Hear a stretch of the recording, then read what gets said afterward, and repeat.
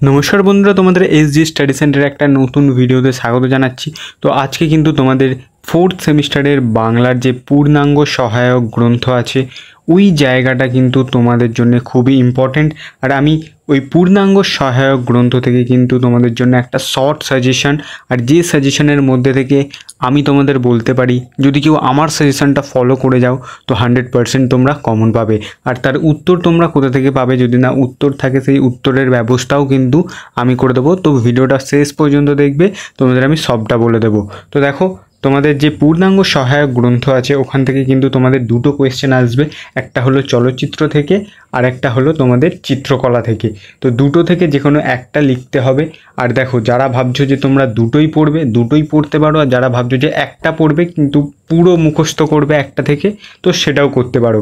এবার তোমাদের একটু চেঞ্জেস এসেছিলো, তোমরা জানো যে তোমাদের যে নাম্বার ডিভিশন ছিল, তো নাম্বার ডিভিশনে কিন্তু বেশ কয়েকটা চেঞ্জেস এসেছিলো।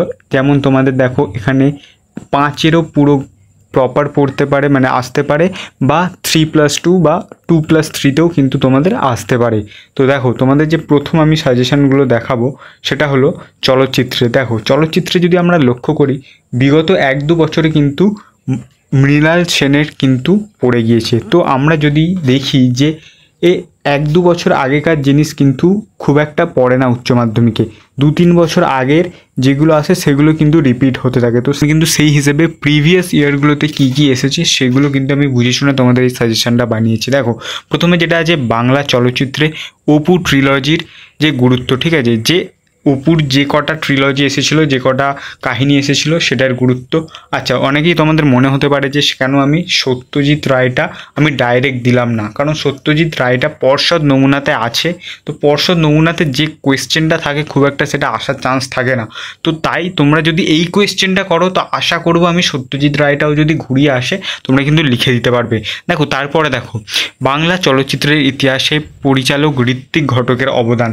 ঋত্বিক ঘটক এবং মৃণাল সেন কিন্তু আগের বছরে এসে গিয়েছে, তাই আমি তোমাদের যে কোনো একটা দিয়েছি। ঋত্বিক ঘটকটাই আমার মনে হয় ইম্পর্টেন্ট, কারণ মৃণাল সেনটা কিন্তু তার 1 বছর আগে আর একবারও এসে গিয়েছে। তো যে একটা যখন এত ফ্রিকোয়েন্ট আসে তো এইবার আমার মনে হয় না 3বারে সে রিপিট করবে। তারপর দেখো বাংলা চলচ্চিত্রের ইতিহাসে পরিচালক তপন সিংহের অবদান। আচ্ছা, তপন সিংহের অবদান মানে এখানে কিন্তু ঘুরিয়ে তোমাদের কাবুলিওয়ালার থেকেও কিন্তু কোয়েশ্চেনটা আসতে পারে, একই উত্তর হবে, ঠিক আছে। তারপরে দেখো বাংলা চলচ্চিত্রের ইতিহাসে সৌমিত্র চট্টোপাধ্যায়ের অবদান। অন্যতম গুরুত্বপূর্ণ কোয়েশ্চেন একটা, বিগত 4-5 বছরে আসেনি কিন্তু প্রায় এটা প্রত্যেকবারে ইম্পর্টেন্ট থাকছে, তো এবারে কিন্তু আরও আসার চান্সটা বেশি। দেখো, শেষ কোয়েশ্চেন বাংলা চলচ্চিত্রের ইতিহাসে উত্তম কুমার বা অরুণ কুমার এর ভূমিকা, ঠিক আছে। তো এই যে কটা দিলাম, যারা দুটো করছো, মানে চলচ্চিত্র থেকেও করছো প্লাস তোমরা চিত্রের থেকে চিত্রকলা থেকেও করছো, তো আমি বলবো যে এইটা অবশ্যই ফলো করো। আর যারা ভাবছো যে শুধু একটাই করছো তোমরা, যে চলচ্চিত্রের ইতিহাসটা তোমরা ফলো করবে, তো আরও 2-3টে তোমরা এক্সট্রা কোয়েশ্চেন তোমরা কিন্তু করে রাখতে পারো, তাতে কিন্তু কোনো অসুবিধা হবে না। আচ্ছা দেখো, তারপরে এখানে দেখো আমি যেখানে তোমাদের চলচ্চিত্রের ইতিহাসে থেকে এবার তোমাদের আমি চিত্রকলার ইতিহাসে নিয়ে আসি। দেখো, পটের গান কি, পটের উপাদান ও বৈচিত্র্য লেখো, পট শিল্পের বিস্তারকাল লেখো এবং কিভাবে অঙ্কিত হয়। আমি এই কোয়েশ্চেনটা কেন দিয়েছি এর পিছনে একটা কারণ জেনে নাও। তো দেখো, এর পিছনে যে কারণটা হলো, তোমাদের যেহেতু 3+2 একটা কম্বিনেশন দিয়েছে বোর্ড থেকে এই নাম্বার ডিভিশনে, তো এই নাম্বার ডিভিশনের উপর কিন্তু তোমাদের যে কম্বিনেশনটা দিয়েছে সেই কম্বিনেশনের উপরে কিন্তু এই কোয়েশ্চেনটা সবথেকে গুরুত্বপূর্ণ একটা কোয়েশ্চেন হয়ে দাঁড়াচ্ছে। দেখো, এখান থেকে যে এই টোটাল এতটাই কোয়েশ্চেন আসবে তা কিন্তু নয়, এই কোয়েশ্চেনটা করে গেলে তোমরা আশা করি একটা কোয়েশ্চেন যদি এই রিলেটেড আসে তোমরা অ্যান্সার করে আসতে পারবে। দেখো, তারপরে দেখো ভারতীয় তথা চিত্রকলা ইতিহাসে ইন্ডিয়ান সোসাইটি অফ ওরিয়েন্টাল আর্টসের কী ভূমিকা। গুরুত্বপূর্ণ কোয়েশ্চেন, 2-3 বছর আসেনি, এবারে আসার চান্সটা আরও বেশি হয়ে যাচ্ছে। বাঙালি চিত্রকলায় যামিনী রায়ের অবদান, এটাও কিন্তু প্রায় 2-3 বছর আসেনি, এবারেও কিন্তু আসার চান্সটা অনেকটা বেশি। দেখো, বাঙালি চিত্রকলায় রামকিঙ্কর বেইজ খুব গুরুত্বপূর্ণ। এবং দেখো, তোমাদের এখানে আমি নন্দলাল বসু দিইনি, কারণ আগামী 2-3 বছরে প্রায় প্রায় প্রত্যেকবার এসে গিয়েছে ওই কোয়েশ্চেনটা। তো আমার মনে হয় না যে আর ওটা আসার চান্স আছে।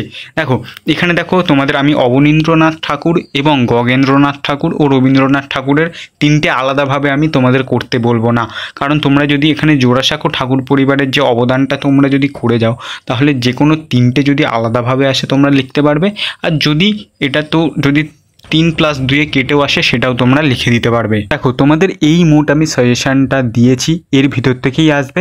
যারা ভাবছো যে কোনো একটা করে যাবে, খুব খুব ক্লেভার চয়েস আমি বলবো, করে যাও, কোনো অসুবিধা নেই। আর এর উত্তরগুলো যদি তোমরা নিতে চাও, আমার কাছে এখন পিডিএফ পুরো বাংলার রেডি হয়ে আছে, তোমরা আমাকে মেসেজ করো, খুবই অল্প টাকার মধ্যে কিন্তু আমি পিডিএফ প্রোভাইড করছি।